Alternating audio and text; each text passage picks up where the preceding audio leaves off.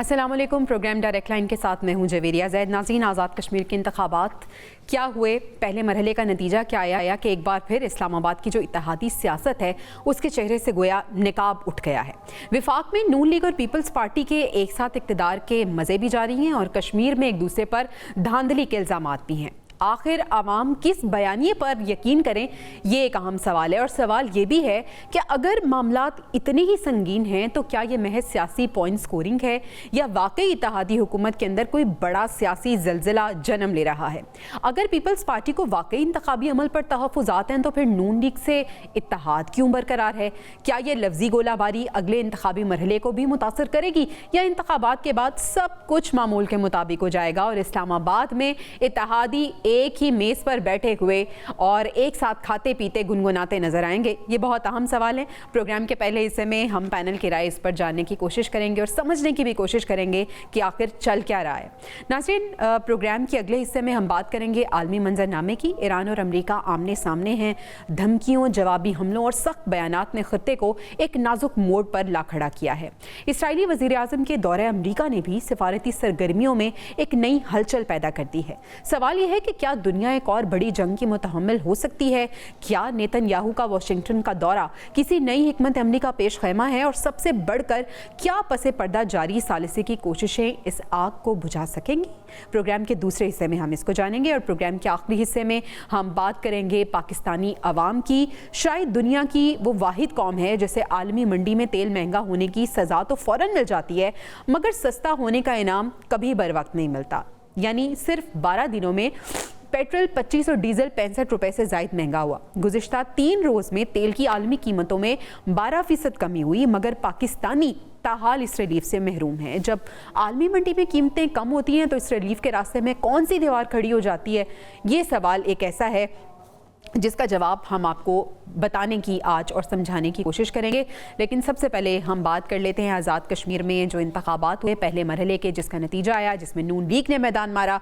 उसके बाद हमने देखा कि जो इत्तेहादी खेल चल रहा था उसका ऐसे लग रहा है जैसे दिया पांचा हुआ जाता है। इसी पे बात करने के लिए सज्जाद मीर साहब सीनियर एनालिस्ट, राना मुबशर साहब सीनियर एंकर पर्सन हैं, एनालिस्ट हैं, और नईम कुरैशी साहब हमें ज्वाइन कर चुके हैं। आप तीनों मेहमानों का मैं बहुत शुक्रिया अदा करना चाहूँगी। सज्जाद मीर साहब से मैं गुफ्तगू का आगाज़ करती हूँ। सज्जाद मीर साहब, ये बताएं कि कल जब नतीजा आया है पहले मरहले का आज़ाद कश्मीर में जो इंतखाबात हुए हैं, उसके बाद पीपल्स पार्टी और नून लीग के दरमियान जो लफ्ज़ी गोलाबारी चल रही है, ये क्या मैसेज देने की कोशिश कर रही है? क्या सर ये सिर्फ अभी ऐसा हो रहा है और कुछ दिन बाद हम इनको फिर एक दूसरे के साथ हंसता मुस्कुराता और इत्तेहादी बना हुआ देखेंगे? क्या फ्यूचर देख रहे हैं आप? फ्यूचर तो ये एक है जी, अंदर से भी एक है, बाहर से भी एक है। बिलावल जो है जब इलेक्शन कैंपेन में आता है तो जरा सख्त किस्म का लहजा इख्तियार करता है, और लहजा उसको सूट करता है कि नहीं करता है ये अलग सवाल है, अलग बात है।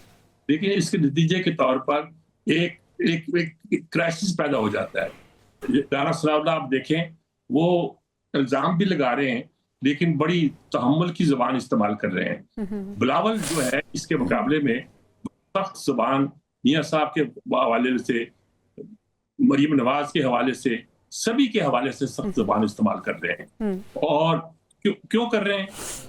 वो अपने आप को लीडर शो करना चाहते हैं, लीडर बनाना चाहते हैं। वो अपने आप को जरदारी से जरा हट के एक लीडर बनाना चाहते हैं। और उनका दावा क्या है कि मैं जरदारी का बेटा हूँ, बेनज़ीर का, शाहनवाज का, यहाँ बेनज़ीर का बेटा हूँ, शाहनवाज का और मुर्तज़ा का मैं भांजा हूँ, और ज़ाहिर है नाना का नाम तो जरूर लेते हैं। ये सारी बातें करने का मतलब ये है कि उनको अपनी इस बात पे नाज है कि उनकी विरासत क्या है, उनके पीछे कौन ताकतें हैं और कौन कुव्वतें रखती हैं। जबकि इन पर वो इल्जाम लगाते हैं कि फार्म 47 की पैदावार है। फार्म 47 की पैदावार अगर है, मैं नहीं कहता नहीं होंगे, अगर है तो आप इनके साथ क्यों बैठे हुए हैं?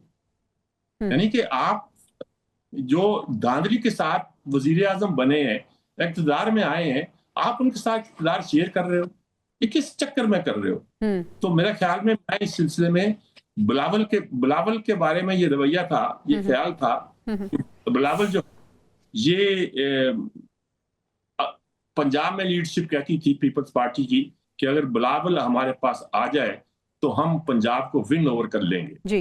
लेकिन हुआ ये कि बिलावल को जब आया और उसको जो ब्रीफ किया गया वो एक तरह का सिंधी किस्म का एक बयानिया था जो उसको सौंपा गया, जिसके नतीजे के तौर पर वो कौमी लीडर बनने की बजाय एक इलाकाई लीडर बनता जा रहा है और इस इलाकाई बनने के नतीजे के तौर पर उसकी जो एक बड़ी हैसियत बननी थी वो नहीं बन पा रही।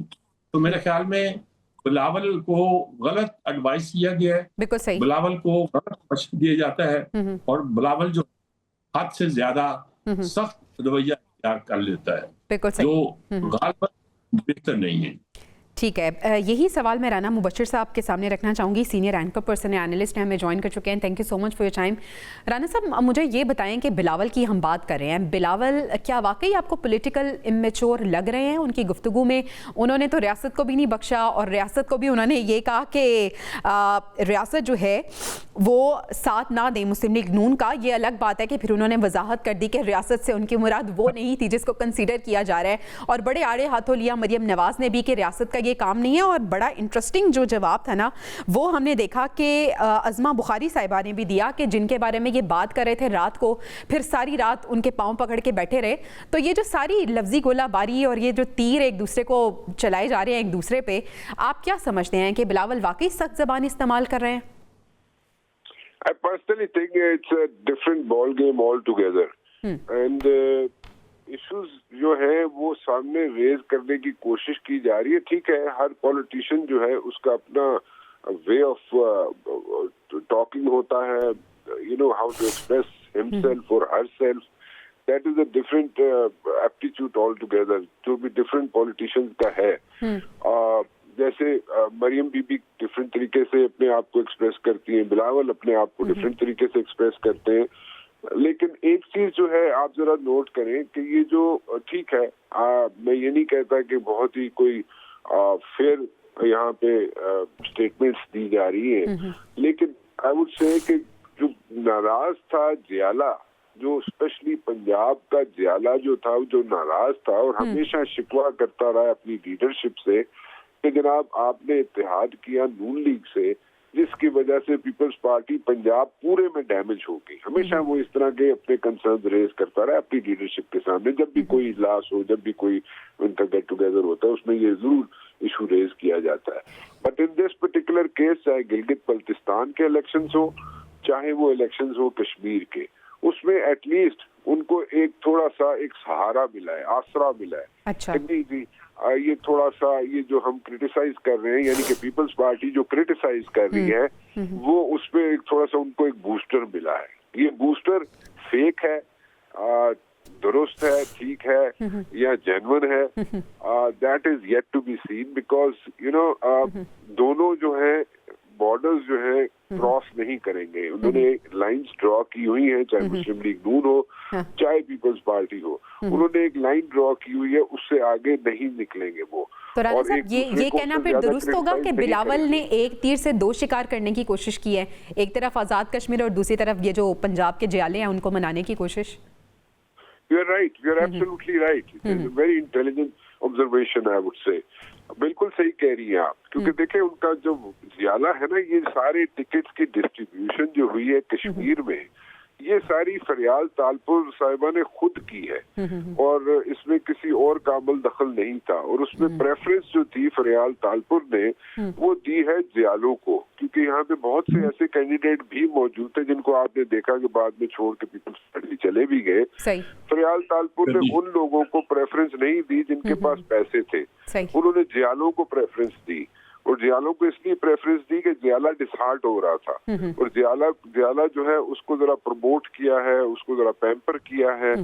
और उसको पैम्पर करने से, उसको प्रमोट करने से, बिल्कुल आपने ठीक कहा, ये उनको एक थोड़ी सी एक साय ऑफ रिलीफ मिला है जियालों को, जो पंजाब के हो या कश्मीर के हो। सो that works both ways. ठीक ठीक सर, आपका पॉइंट आ गया। नईम कुरैशी साहब को भी हम शामिल गुफ्तगू करते हैं। नईम कुरैशी साहब, सबसे पहले आपसे भी मैं बात करना चाहूँगी कि ये जो लफ्ज़ी गोलाबारी चल रही है और इसमें बिलावल भुट्टो खासे नाराज़ भी नज़र आ रहे हैं। हमने देखा इनके इंतखाबी मुहिम के भी दौरान उन्होंने बड़े आड़े हाथों लिया मुस्लिम लीग नून को, और अब जब रिज़ल्ट आया है तो उसके बाद भी वो बड़े हाइफ नज़र आ रहे हैं, धांधली के इल्ज़ामात भी लगा रहे हैं, मुस्लिम लीग नून पर भी बात कर रहे हैं, वो बात कर रहे हैं जो रियासत है उसकी भी बात कर रहे हैं। तो कैसे देखते हैं आप? और जो अभी राना साहब ने बात की कि एक तीर से दो शिकार करने की कोशिश कर रहे हैं, क्या ऐसा ही है और इत्तेहाद खतरे में लग रहा है या इत्तेहाद सेव ही है विफाक में जो इनका है?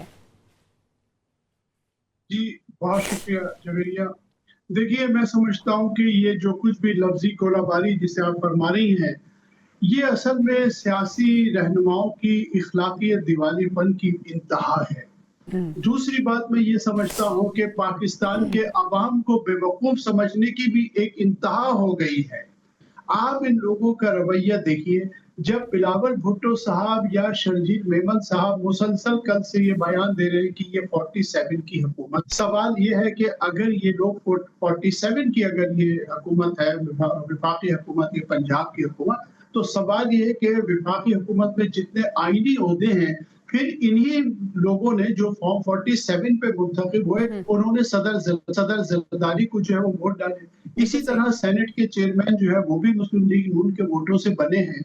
इन्हें अब असल में बात यह है, देखिए हजरत मौलाना यूसुफ बनोरी फरमाया करते थे कि मुआशरे में अगर बुराई की ये खासियत है कि अगर वो मुआशरे में ज्यादा अरसे जारी और सारी रहे तो फिर लोग उस बुराई को बुराई समझना छोड़ देते हैं। असल में लोग अब झूठ बोलने को भी बुराई नहीं समझते, उसे भी सियासी बयान करार दे देते हैं। हालांकि मैं बार बार याद दहानी कराता हूँ कि कायदे आजम ने फरमाया था कि politics is dirty for dirty people, politics is clean for clean people. लेकिन हम देखते हैं कि हमारे रहनुमाओं जो इखलाकी पैमाना है वो बिल्कुल खत्म हो गया है। एक तरफ आप लोगों को फॉर्म 47, इसका मतलब यह है कि ये गैर कानूनी हुकूमत है। अच्छा सर, फिर फॉर्म 47 तो वही है ना, पीटीआई भी इस पे चीखती रही, लेकिन उस टाइम तो ये लोग कहते थे कि शफाफ इंतखाबात हुए हैं। मैं यही कहना चाहता हूँ कि इनकी आप दो अमली देखें, इनकी मुनाफकत देखें, ये वोट ले लेते हैं और जब गिलगित बल्तिस्तान में हुकूमत बनती है तो गले मिलके हुकूमत बना लेते हैं। वहां ये नहीं कहते कि धांधली हुई। और यकीनन मैं तस्लीम करता हूँ कि कश्मीर के इलेक्शन फेयर नहीं है, वहां टर्नआउट बहुत लो था, लेकिन जितनी तादाद वोटों की बताई गई है वो हकीकत से दूर नजर आती है। लेकिन आप इन दोनों के बयान देखें, चाहे वो मरियम साहिबा का बयान हो, चाहे वो इनका हो। दूसरी बात ये कि राना मुबशिर साहब का जो ये ख्याल है कि ये एक तीर से दो शिकार कर रहे हैं, देखिए मैं ये समझता हूँ कि पुलों के नीचे से पानी बहुत बह चुका है। मुझे नहीं लगता कि इस किस्म के बयानात से जो है या इस किस्म की हिकमत अमली से बिलावल भुट्टो साहब पंजाब में अपनी जगह बना लेंगे। मुझे पीपल्स पार्टी में ऐसी कोई सूरत हाल नजर नहीं आती, हत्ता कि मुझे तो साउथ पंजाब में भी ऐसी कोई सूरत हाल नजर नहीं आती। पीपल्स पार्टी की सूरत हाल आपको खासी जो है ना खासी खराब नजर आप देख रहे हैं। अच्छा, अब मरियम नवाज ने सोशल मीडिया पर एक मैसेज दिया, शर्जील इनाम मेमन ने उसका जवाब दिया। ये बहुत इंटरेस्टिंग है। मरियम नवाज ने पूछा कि कयामत कब आएगी और शर्जील इनाम मेमन ने बताया कि कयामत तो आ चुकी है, और क्या हवाला उन्होंने दिया। ब्रेक के बाद हम इसको डिस्कस करेंगे। पैनल मेरे साथ ही मौजूद होगा, stay with us. Welcome back नाज़रीन। ब्रेक पे जाने से पहले हम सोशल मीडिया पैगामात की बात कर रहे थे।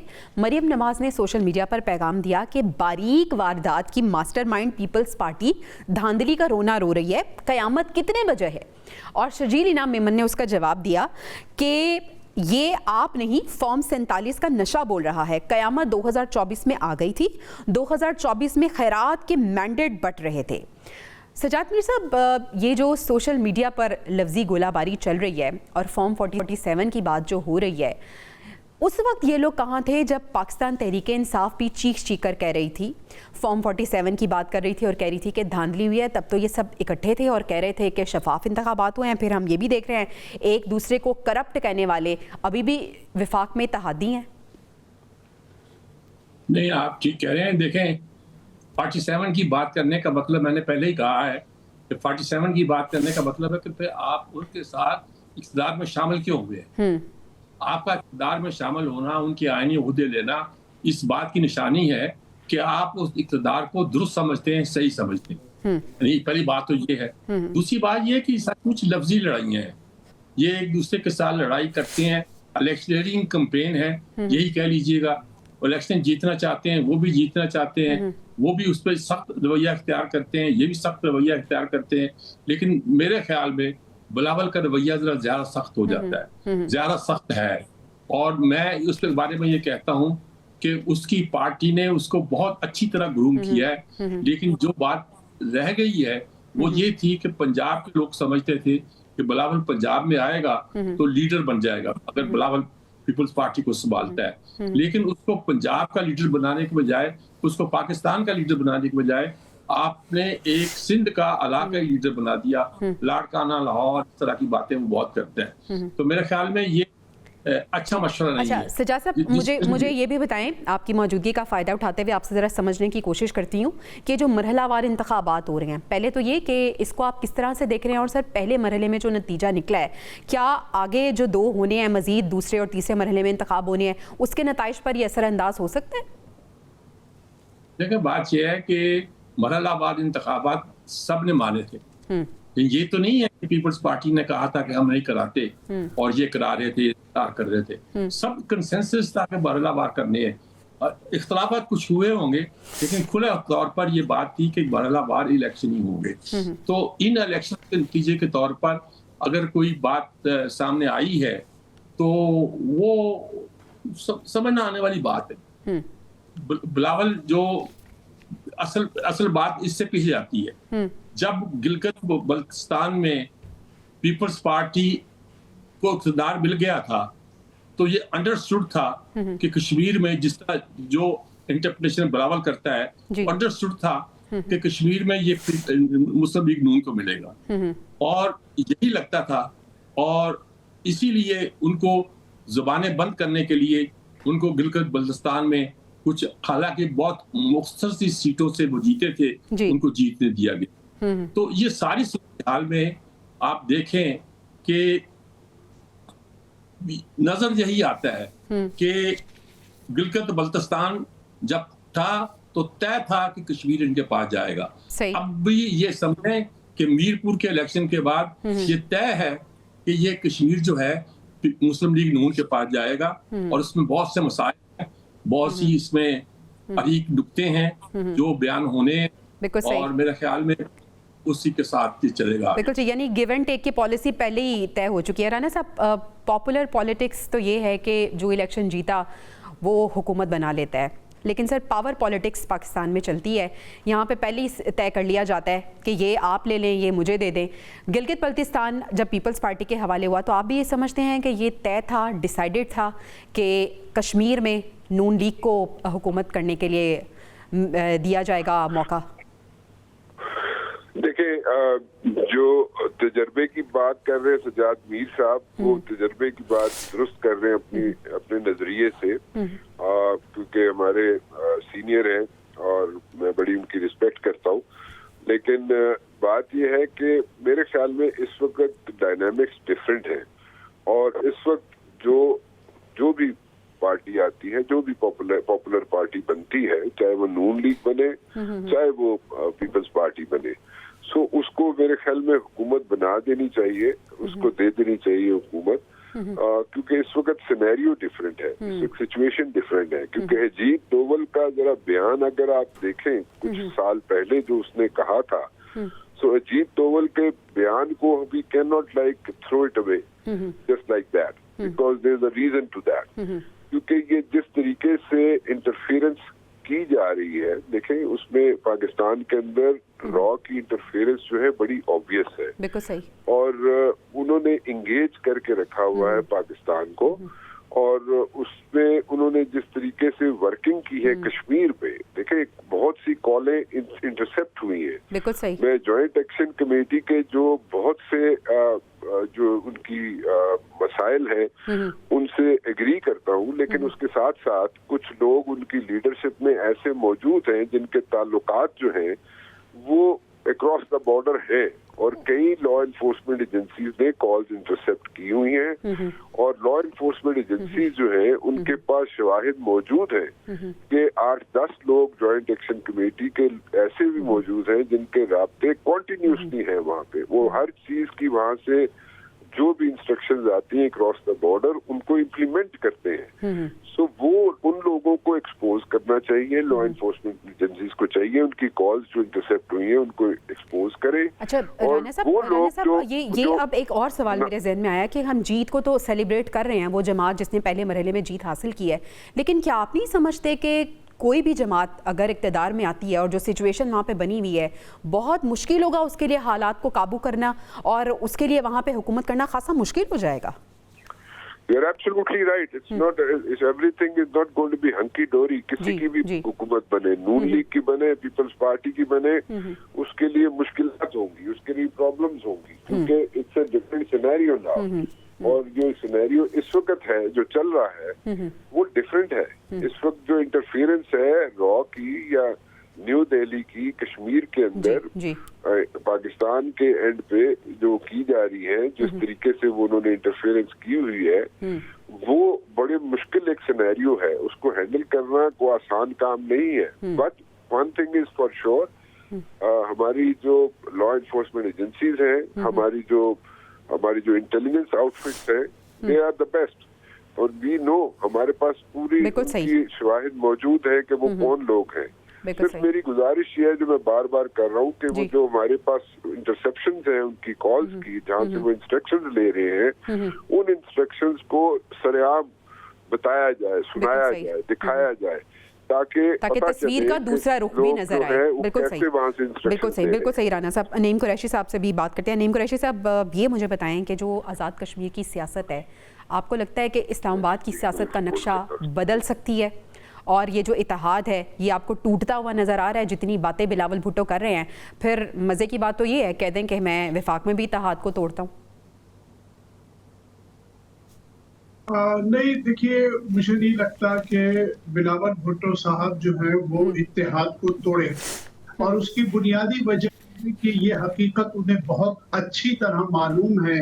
वो हम सबसे बेहतर ये बात समझते हैं कि पंजाब की हिमायत के बगैर, यानी मुस्लिम लीग नून की हिमायत के बगैर वो कभी भी वज़ीर आज़म नहीं बन सकते। देखिए, खैबर पख्तूनख्वा में उनकी ऐसा कोई पोजीशन नहीं है और पंजाब में इस वक्त पीपल्स पार्टी की पोजीशन नहीं है, तो सिंध या बलूचिस्तान की बुनियाद पर तो वज़ीर आज़म नहीं बनेंगे। तो अगर वो अपने आप को वज़ीर आज़म की दौड़ में शामिल रखना चाहते हैं, और जैसे कुछ लोगों का ख्याल है कि मरियम नवाज साहिबा और बिलावल भुट्टो साहब का असल झगड़ा यही है कि दोनों वज़ीर आज़म बनना चाहते हैं, तो अगर बिलावल भुट्टो वज़ीर आज़म की दौड़ में शामिल रहना चाहते हैं तो वो इस इत्तेहाद को नहीं तोड़ेंगे। दूसरी बात ये है कि देखिए, ये हकीकत भी हमें नहीं भुलानी चाहिए। हम इस अंदाज में गुफ्तगू अगर करें कि जी बड़े फेयर इलेक्शन हुए हैं और जो जीतता है उसको हुकूमत दे दी जाए, इस इलेक्शन के फेयर होने पर भी क्वेश्चन मार्क है। और जिस तरह अमीर साहब फरमा रहे थे कि ये तयशुदा था कि बल्तिस्तान और गिलगित में हुकूमत पीपल्स पार्टी को मिलेगी, इसी तरह ये अब तय नहीं हुआ। मीरपुर के इलेक्शन के बाद तय नहीं हुआ कि मुस्लिम लीग ही बनेगी, ये इससे पहले ही तय था और उसी तय किए जाने के सबब से 9 सीटें जो है मुस्लिम लीग नून को जो है वो वहां मिली है। तो ये एक तयशुदा प्लान का एक हिस्सा है, आप समझ लीजिए कि हुकूमत तो नहीं मिलेगी। लेकिन मरकज के लिए बहरहाल मैं ये समझता हूँ कि एक्शन कमेटी के बारे में हम जरूर ये राय रखते हैं कि जी वो उनके कहीं ना कहीं रवाबित कुछ अफराद के हो सकते हैं, लेकिन तमाम लोग जो हैं वो भारत के एजेंट नहीं हो सकते या प्रॉक्सी नहीं हो सकते। हमें कश्मीर के लोगों की राय का भी एहतराम करना चाहिए, उनको भी देखना चाहिए, बल्कि मैं तो यहाँ तक कहूँगा कि उन्हें सियासी अमल का जो है हिस्सा बनाना चाहिए। अगर हम बलूचिस्तान के लोगों नहीं साहब, हमें ब्रेक पे जाना है और इस टॉपिक को वाइंड अप करना है। प्लीज मुझे शॉर्ट आंसर दीजिएगा कि अगर सियासी जमातें इस नतीजे को नहीं मान रही तो अवाम कैसे मानेंगी? शॉर्ट आंसर, फिर ब्रेक पे जाना है। जी देखिए, बिल्कुल ऐसा ही है। बिल्कुल, मतलब मुझे तो नहीं लगता, जो हमारे पास खबरें थी उसमें टर्नआउट जो है बहुत लो था। मैं खुद इलेक्शन ट्रांसमिशन में था उस दिन, लेकिन अब बहरहाल अवाम तो इस वोट को नहीं मान रहे, सियासी जमातों का तो मामला दूसरा है, अपनी मर्जी के मुताबिक बात करते हैं, लेकिन अवाम इसको बहरहाल नहीं मान रहे। आज कश्मीर में हालात मुख्तलिफ हो गए हैं। बिल्कुल सही, बिल्कुल सही, आपका पॉइंट आ गया। अभी हमें ब्रेक पे जाना है नाजरीन, पैनल मेरे साथ मौजूद होगा, ब्रेक से वापस आएंगे तो आलमी मंजरनामे की बात करेंगे, अमेरिका ईरान तनाज़े की बात करेंगे, क्या चल रहा है और जो मामला है वो सुलझता हुआ नज़र आ रहा है या मज़ीद बिगड़ता हुआ नज़र आ रहा है, पैनल की राय इस पे जानेंगे। Stay with us. Welcome back नाजरीन, अमेरिका ईरान तनाज़े की बात करते हैं और सालसियों की भी हम सिचुएशन की बात कर लेते हैं। सालसी तो बड़ी कोशिश कर रहे हैं, पाकिस्तान अपील कर रहा है अमेरिका और ईरान से कि मुआहदों और वादों की पासदारी करे, लेकिन इस बीच एक दौरा जिसके बारे में बात की जा रही है वो है नेतन्याहू का वाशिंगटन का दौरा। तो सबसे पहले राना साहब, मैं आपकी राय लेना चाहती हूँ, क्या आप फ्यूचर देख रहे हैं इस जंग का, और ये जो लेटेस्ट है कि नेतन्याहू ने वाशिंगटन का दौरा करना है, क्या ये किसी बड़े फैसले का पेशगामा हो सकता है दौरा? देखिए, एक चीज बड़ी ऑब्वियस है, बड़ी मुख्तसर सी एक तादाद है ज़ायनिस्ट लॉबी की जो कि असर्ट करती है अमेरिकन इकोनॉमी पे, और उसकी तादाद 2-2.5% है सिर्फ, लेकिन at the very same time ये 2-2.5% जो लोग हैं ज़ायनिस्ट लॉबी से जिनका ताल्लुक है, जो जूइश है, जो थिंक टैंक्स में बैठे हुए हैं अमेरिका में और व्हाइट हाउस में भी असर्ट करते हैं, और उसके साथ साथ कांग्रेस में भी और सेनेट में भी असर्ट करते हैं। आप देखें, इसके एग्जांपल में एक छोटी सी एग्जांपल आपको दे देता हूँ, एंड द एग्जांपल इज कि आप देखें नेतन्याहू ने कई मरतबा जॉइंट सेशन को वहां पे जाके एड्रेस किया है, और इसके 7 दफा वहां पे जॉइंट सेशन को नेतन्याहू ने जाके एड्रेस किया है। So economy one thing, and secondly mid term election जो है those are round the corner. नवंबर में अमेरिका में मिड टर्म इलेक्शंस हैं, सो मिड टर्म इलेक्शंस में जब तक ज़ायनिस्ट लॉबी, जूइश लॉबी मिलकर ट्रंप को हेल्प आउट नहीं करेंगे, वोट नहीं डालेंगे, एक इशू बन जाएगा, एक सिचुएशन बन जाएगी ट्रंप एडमिनिस्ट्रेशन के लिए, ट्रंप के लिए, और अगर उसको मेजॉरिटी मिल जाती है ट्रंप को तो then everything is going to be hunky dory for Trump. अगर नहीं मिलती तो एक मुश्किलात में घिर जाएगा। अच्छा राना साहब, ये जो मिड टर्म इलेक्शन होने वाले हैं, ईरान भी चाहता है कि मिड टर्म इलेक्शन से पहले इस मामले का कोई हल निकल आए। अमेरिका की तो समझ आती है, ईरान आखिर ये क्यों चाहता है, और अगर चाहता है तो फिर अपनी जो स्ट्रेटजी है उसको थोड़ा सा, जितना रिजिड उसने किया हुआ है, थोड़ी सी सॉफ्ट अप्रोच अपनाए। फिर ये वैसे ईरान नहीं चाहता कि मिड टर्म इलेक्शन से पहले उसको जनाब कोई यहाँ पे रिलीफ मिल जाए। अच्छा। क्योंकि ईरान तो इसको स्ट्रेच करना चाहता है, क्योंकि अगर आप देखें तो इजराइल में भी सितंबर अक्टूबर में इलेक्शंस हैं, तो वो तो चाहता है इसको स्ट्रेच करें। Yes, you are absolutely right, Iran has a rigid attitude, और ये जो रिजिड एटीट्यूड है इसकी वजूहात है। एक तो ये है वन थिंग, वो ड्राई वाली सिचुएशन बनी हुई है ईरान के लिए, और वो ये नहीं चाहता कि उसके साथ भी वही हाल हो जो गजा में हुआ है। एक तो ये सिचुएशन है। दूसरी सिचुएशन ये है कि ईरान, मेरे ख्याल में ईरान बहुत डैमेज हुआ है। अभी रिसेंटली जो स्ट्राइक्स हुई है एमओयू होने के बाद, जो स्ट्राइक्स हुई है, दोबारा जब स्ट्राइक्स हुई है ईरान के ऊपर अमेरिका ने जो की है, उसमें ईरान को बहुत डैमेज हुआ है, और वो इतना डैमेज है कि उसके जितने वहां पे आई वुड से कि जो स्टेशन है, मैं टेक्निकलिटीज में नहीं जाना चाहता, लेकिन उसके स्ट्रक्चर तो अपनी जगह, लेकिन उसके साथ साथ मिलिटरीली भी उसको बहुत ज्यादा नुकसान हुआ है। मिसाइल सिस्टम को बड़ा नुकसान हुआ है ईरान को, और जिस पे वो रिलाय और काउंट करता है, और उसके और इस किस्म की कई ऐसे स्पॉट्स हैं, ऐसी जगह हैं जहाँ पे उसको इतना डैमेज हुआ है कि जिसको आप शायद मीडिया में नहीं बताया जा रहा, लेकिन Iran has been damaged very badly, और अब वो चाहता है कि दोबारा जनाब टेबल पे बैठा जाए। लेकिन एक बात याद रखिएगा, फर्स्ट वर्ल्ड वॉर हो, सेकंड वर्ल्ड वॉर हो, या कोई भी कॉन्फ्लिक्ट हो दुनिया में किसी भी जगह पे, बैकडोर डिप्लोमेसी के चैनल हमेशा खुले रहते हैं। In this particular case also backdoor diplomacy के चैनल जो है अभी भी खुला हुआ है। अब ये देखना यह है कि कब इसको टैप किया जाएगा। Yes, we have done a very good role, we have played a very good role. Pakistan has done wonders. اور ہم نے ایک جناب بہت 2 آرچ رائیولز جو 47 ایئرز کے آرچ رائیولز تھے, ہم نے ان کو ایک میز پہ بٹھایا. وہ بالکل صحیح. اور ابھی بھی ہماری کوششیں جاری ہیں. بیک ڈور ڈپلومیسی میں پاکستان کا نام, پاکستان کا کردار صرف پاکستانی, پوری دنیا اس کی موطرف نظر آ رہی ہے. رانا صاحب آپ کا پوائنٹ آ گیا.